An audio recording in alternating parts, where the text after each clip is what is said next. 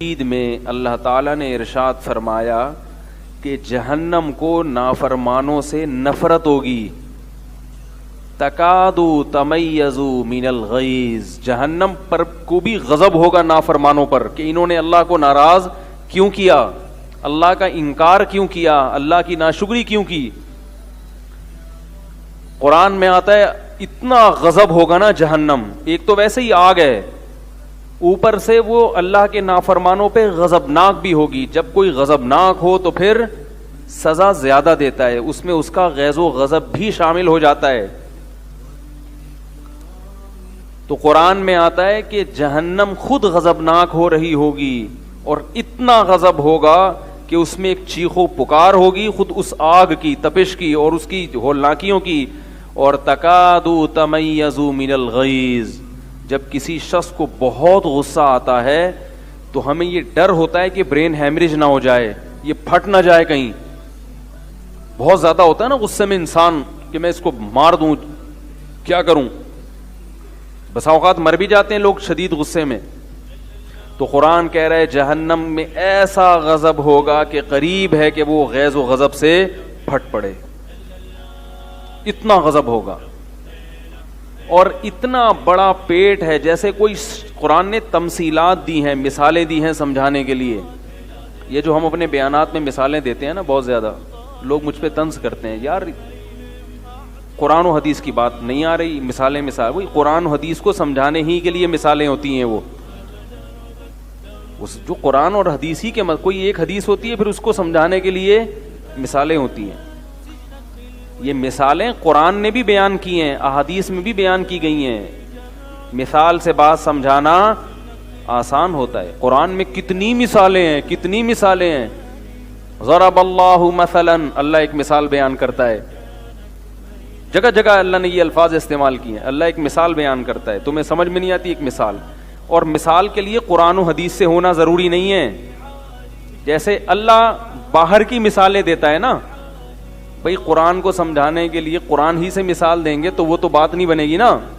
مثال وہ دی جاتی ہے جو مارکیٹ میں چل رہی ہوتی ہے, کیونکہ لوگ اپنے ماحول سے, اپنے معاشرے سے مانوس ہوتے ہیں. ان کو وہی مثال دو گے تو بات سمجھ میں آئے گی.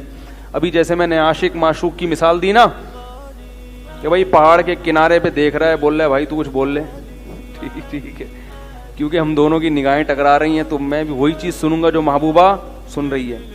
تو یہ عاشق معشوق کی مثالیں مارکیٹ میں اس وقت سب سے زیادہ مناسب ریٹ پر, بہت ہی سستے ریٹ پر دستیاب ہیں, اس لیے یہ بہت جلدی سمجھ میں آ جاتی ہے. تو مثال ہمیشہ بات کو سمجھانے کے لیے ہوتی ہے. تو قرآن کیا میں کہہ رہا تھا, جہنم تو کوئی بولا تھا, جہنم بول رہے تھے, ہاں جہنم کا پیٹ بہت بڑا ہے.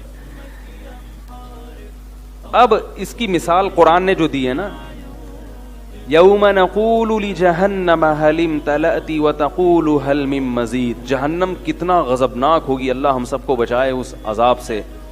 اتنا غضبناک ہوگی نا نافرمانوں پر. قرآن نے اس کی مثال دی ہے کہ جیسے کوئی بھوکا ہوتا ہے نا, بھوکا کوئی درندہ ہو, بھوکا بہت زیادہ بھوکا ہو, تو اس کو جب کوئی شکار ملتا ہے تو وہ اس کی رعایت نہیں کرتا, کہتے اور کھاؤ اور کھاؤ اور کھاؤ. تو اللہ نے جہنم کی وسعت کے اتنی بڑی ہے, کیونکہ لوگ یہ کہتے ہیں نا کہ یار اتنے سارے انسان جہنم میں جائیں گے تو یہ کہاں, اتنی جگہ تھوڑی ہوگی. کیونکہ ہم جہنم کو گورنمنٹ کے جیل پر قیاس کرتے ہیں کہ یار حکومت کے پاس جیل میں بھی ایک محدود حد تک لوگوں کو رکھنے کی گنجائش ہوتی ہے, ایک محدود حد تک. تبھی آپ نے دیکھا ہوگا جیل بھرو تحریک بھی چلتی ہے. جیل بھرو تحریک سے کیا ہوتا ہے, حکومت پریشان ہو جاتی ہے, اتنی پبلک کو جیل میں رکھے کام, اتنے جیل تھوڑی ہیں. تو انسان, لوگ اللہ کی نافرمانی کرتے ہیں, گناہ کرتے ہیں, وہ یہ سوچتے ہیں کہ یار اتنے سارے لوگ تھوڑی جہنم میں جائیں گے. بھائی آج بھی دنیا میں غیر مسلموں کی تعداد مسلمانوں سے زیادہ ہے. جب بھی کسی کو کسی گناہ سے روکو, وہ کیا کہتا ہے, یہ تو سبھی کر رہے ہیں, یہی کہتا ہے نا.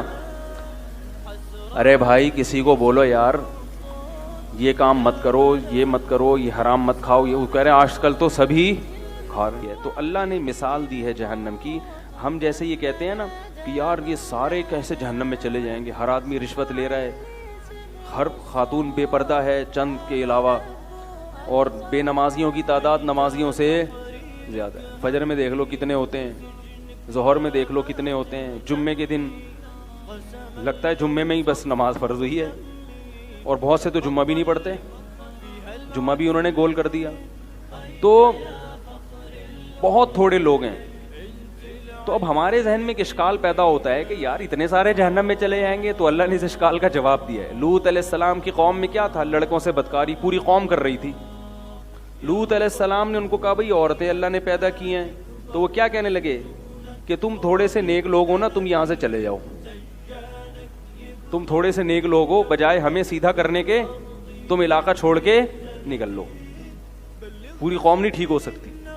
لوط علیہ السلام نے کیا فرمایا, انی لعملکم من القالین, تم سب خراب ہو مگر اے اللہ تو گواہ رہنا میں ان کے عمل کو پسند نہیں کرتا. مجھے اللہ کو راضی کرنا ہے, عوام پبلک کو راضی نہیں کرنا. تو اچھے لوگ مارکیٹ میں شارٹ ہی رہتے ہیں میرے بھائی, شارٹ ہی رہتے ہیں.